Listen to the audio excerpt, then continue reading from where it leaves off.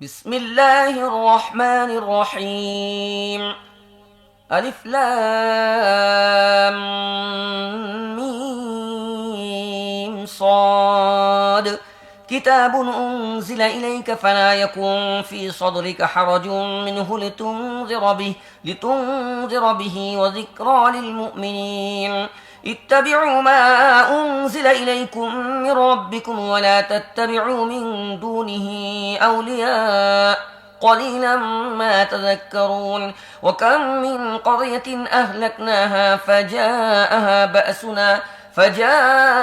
بأسنا بياتا أو هم قائلون فما كان دعواهم إذ جاءهم بأسنا إلا أن قالوا إنا كنا ظالمين بسم الله الرحمن الرحيم আলিফ লাম মিম সাদ। হে রাসূল, এটা একখানা কিতাব যা আপনার প্রতি নাজিল করা হয়েছে। এ সম্বন্ধে আপনার দিলে কোন রকম সংকোচ যেন না হয়। এই কিতাব এজন্য নাজিল করা হয়েছে যাতে আপনি এর মাধ্যমে কাফিরদেরকে ভয় দেখান এবং তা মুমিনদের জন্য নসিহত হয়।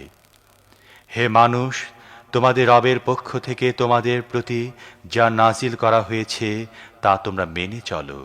তোমাদের রব ছাড়া আর কোনো মুরব্বির পেছনে চলো না, কিন্তু তোমরা নসিহত কমই মেনে থাকো।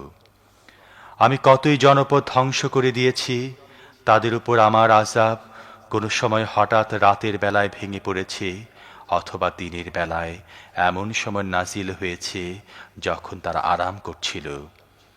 যখন আমার আযাব তাদের উপর এসে পড়ল, তখন তাদের মুখে এছাড়া আর কোনো আওয়াজ ছিল না যে আমরা সত্যই জালিম ছিলাম।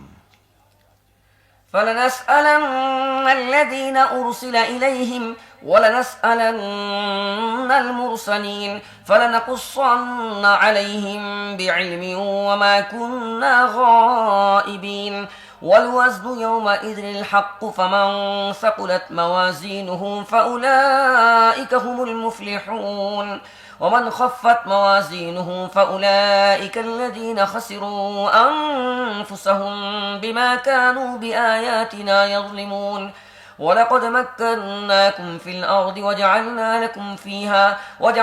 لكم فيها معائش قليلا ما تشكرون সুতরাং যাদের নিকট রাসূল পাঠানো হয়েছিল তাদেরকে অবশ্যই আমি জিজ্ঞাসাবাদ করব। পয়গম্বরদেরকেও আমি জিজ্ঞেস করব যে আমার বাণী পৌঁছাবার দায়িত্ব তারা কতটুকু পালন করেছেন এবং তারা এর কতটুকু সাড়া পেয়েছেন। তারপর আমি পূর্ণ জ্ঞানের ভিত্তিতে গোটা কাহিনী তাদের সামনে পেশ করব। কথা হলো, আমি তো কোথাও গায়েব হয়েছিলাম না। সেদিন শুধু সত্যই ওজনদার হবে, যাদের পাল্লা ওজনে ভারী হবে তারাই সফল কাম হবে, আর যাদের পাল্লা ওজনে হালকা হবে তারা নিজেদেরকে ক্ষতিগ্রস্ত করেছে, কারণ তারা আমার আয়াতের সাথে জালেমদের মতো আচরণ করত।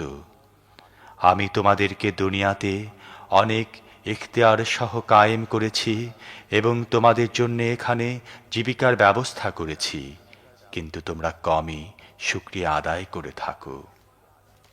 ولقد خلقناكم ثم صورناكم ثم قلنا للملائكة اسجدوا لآدم فسجدوا إلا إبليس لم يكن من الساجدين قال ما منعك ألا تسجد إذ أمرتك قال أنا خير منه خلقتني من نار وخلقته من طين قال فاهبط منها فما يكون لك أن تتكبر فيها فاخرج إنك من الصاغرين قال أنظرني إلى يوم يبعثون قال إنك من المنظرين আমি তোমাদেরকে পয়দা করার সূচনা করেছি, তারপর তোমাদের সুরত আকার আকৃতি বানিয়েছি। এরপর ফেরেশতাদেরকে বলেছি আদমকে সিজদা করো।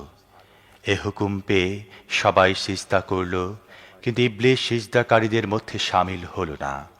আল্লাহ প্রশ্ন করলেন, যখন আমি নিজেই তোকে সিজদার হুকুম দিলাম তখন কি সে তোকে সিজদা করা থেকে মানা করল?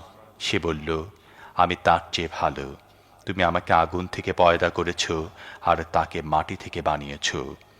আল্লাহ বললেন, তুই এখান থেকে নেমে যা, এখানে তোর বড়াই করার কোনো অধিকারই নেই, বের হয়ে যা। আসলে তুই তাদের মধ্যেই শামিল যারা নিজেরাই অপমান চায়। ইবলিশ বলল, আমাকে ওই দিন পর্যন্ত সময় দাও যখন এদেরকে আবার জীবিত করে ওঠান হবে। আল্লাহ বললেন, যা, তোকে সময় দিলাম।